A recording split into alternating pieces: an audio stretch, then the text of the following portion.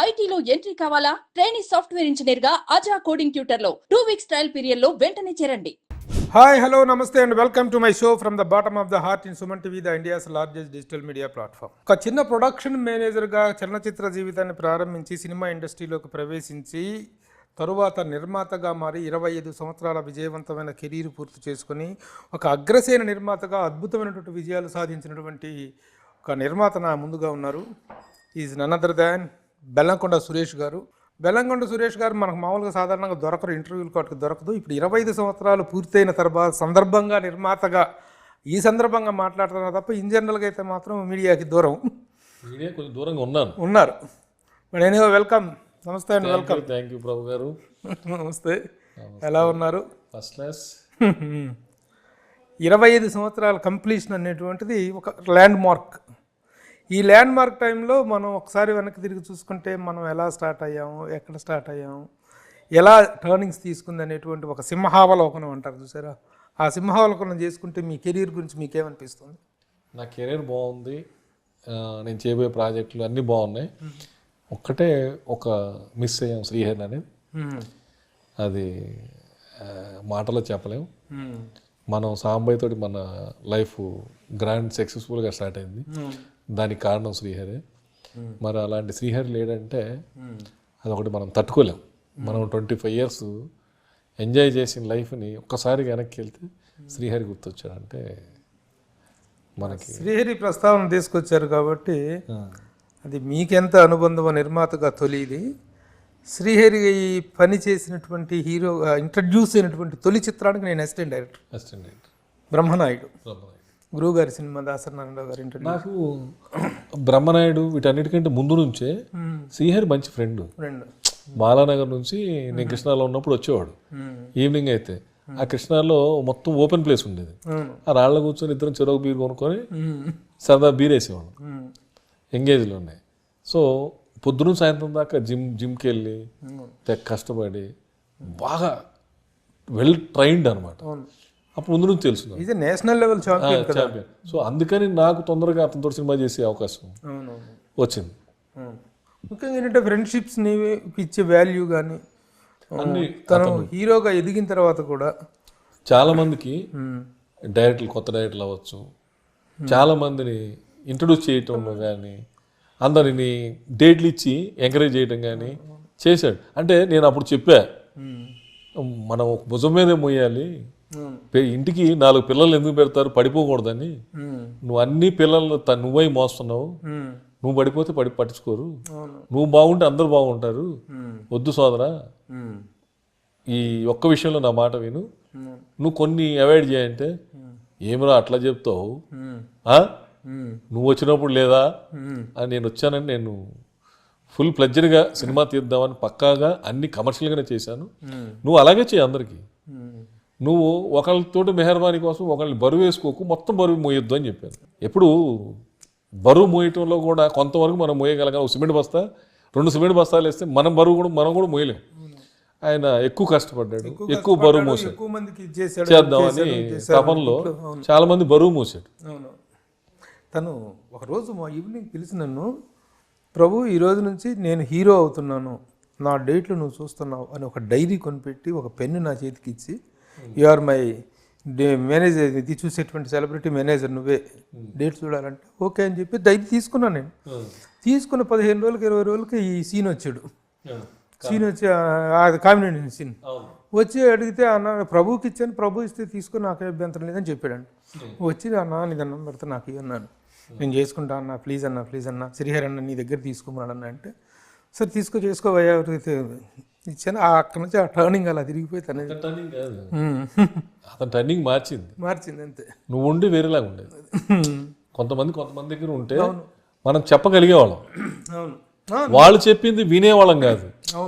ఎప్పుడు వాళ్ళు చెప్పింది మనం విన్నాం అనుకో, మన టాలెంట్ ఉండదు, వాళ్ళు పోతారు, మనం పోతాం. అక్కడ నువ్వు చేసిన తప్పు పెద్ద తప్పు. అది ఉంటే ఒక తర్వాత కూడా ఏదైనా పర్సనల్గా సలహా కానీ ఏదైనా, తను ఇద్దరు డాక్టర్లను చదివించాడు కదా, అది నా ద్వారానే నేను ఇది చేసి పెట్టిన వాళ్ళు. సూపర్. ఇవన్నీ ఒక అద్భుతమైన జర్నీ. సరే ఓకే, బెల్లంకొండ సురేష్ ఇంటర్వ్యూ చేయడానికి రాగానే ఫస్ట్ సాయి శ్రీహరి ప్రస్తావన రావటం అనేటువంటిది మన ఇద్దరికి తనతో ఉన్న అనుబంధానికి నిదర్శనం. Okay, anyhow we last wonderful wonderful persons. ఇంకోటి కాదు, సరే అతను పోవటం ఒకటి, గురువు గారు పోవటం, గురువు గారు పోవటం అనేది ఇంకా ఇండస్ట్రీకి ఇండస్ట్రీకి నష్టం.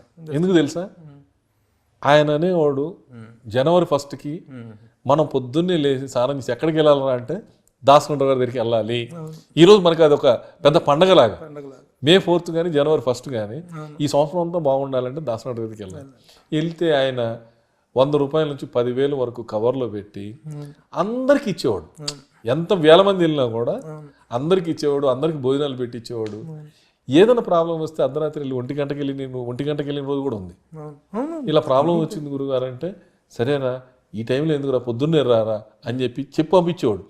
పడుకున్నాడు దాసగొండ్రావు గారు, లేవరండి వెళ్ళిపోమని చెప్పే ధైర్యం ఎవరికి ఉండేది కాదు.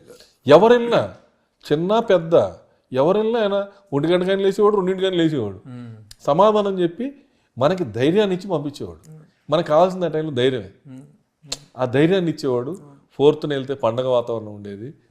ఇప్పుడు ఇండస్ట్రీలో, తెలుగు ఫిలిం ఇండస్ట్రీలో, తెలుగు రాష్ట్రాల్లో అలాంటి వ్యక్తి లేడు. అలాగా చెప్తే పెద్ద దిక్కు లేదు, టోటల్గా పెద్ద దిక్కు లేకుండా అయిపోయింది ఇండస్ట్రీకి. You don't believe. ఒకసారి చెప్తాను నేను, ఒక చిన్న ఉదాహరణ వచ్చింది కాబట్టి. ఒకరోజు రాత్రి 11 గంటలప్పుడు ఒకరోజు నాకు ఫోన్ చేసి, సార్ మేము కాశ్మీర్ షూటింగ్కి వెళ్ళిపోతే అక్కడ ప్రొడక్షన్ కుర్రోడు చచ్చిపోయాడు సార్, అక్కడ ఆ డెడ్ బాడీ తెచ్చుకోవడానికి కూడా లేదండి, ఇక్కడ ఎవరు పర్మిషన్ ఇవ్వట్లేదు, మిలిటరీ వాళ్ళు అలో చేయట్లేదు సార్ అంటే, నేను ఈయన దగ్గరికి వెళ్ళి గురుగారు ఇదంతా సార్ సిచ్యువేషన్ అంటే, రాత్రి 12 గంటలప్పుడు సుష్మా స్వరాజ్ గారికి ఫోన్ చేశాడు. నైట్ 12 o'clock ఫోన్ చేస్తే ఆయన పిఏ మాట్లాడి, మేడం గారు ఇప్పుడు పడుకున్నారండి, వీ విల్ టేక్ కేర్ అని చెప్తే మార్నింగ్ కల్లా డెడ్ బాడీ తీసుకొస్తారు.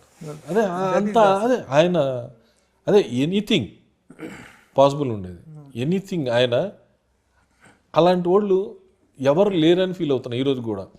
ఇంతకుముందు హీరోల దగ్గరికి జనవరి 1st వస్తే ఉగాది రోజు అందరం వెళ్ళి వాళ్ళు డేట్లు ఇస్తారు, డైరెక్టర్లు హీరోలు అని కాదు, ఓ మంచి వాతావరణం కోసం. ఎందుకు వాళ్ళు పలానా దగ్గర షూటింగ్ జరుగుతుందంటే మనం వెళ్ళేవాళ్ళం. ఎంత పెద్ద హీరో అయినా వెళ్తే పిలిచి కూర్చోబెట్టి కాఫీ టీ ఇచ్చి, ఏంటంటే ఇలా కథ ఉందండి, ఓ డైరెక్టర్ ఉన్నాడంటే డేట్లు ఇస్తే ఇచ్చేవాళ్ళు, లేకపోతే స్మూత్గా లేదన్నా కమిట్మెంట్స్ ఉన్నాయని పంపించేసేవాళ్ళు. కనీసం కలవగలిగేవాళ్ళం.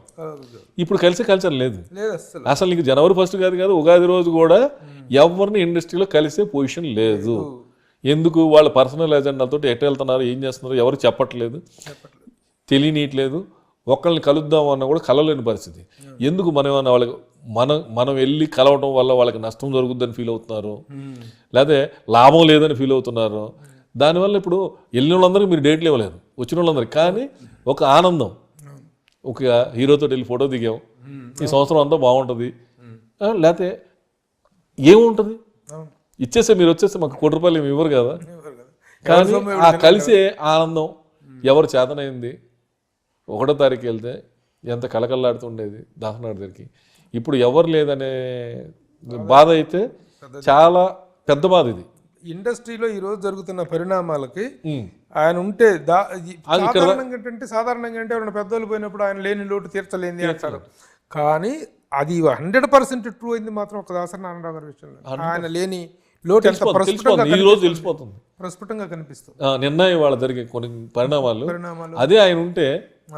ఇప్పుడు అయినా ఇండస్ట్రీలో ఎవరన్నా తెలిసిన వాళ్ళు ఫ్రెండ్స్, నీకు కోపం ఉండొచ్చు, బాగుండొచ్చు, ఏది ఉండొచ్చు, ఇది తప్పు రైట్ అని ఒక మనిషిని పిలిచి ఇలా కాదు మనం బజార్ను పడకూడదు, రోడ్డు మీద పడకూడదు అని చెప్పి చేద్దామని లేదు, ఎంజాయ్ చేస్తున్నారు.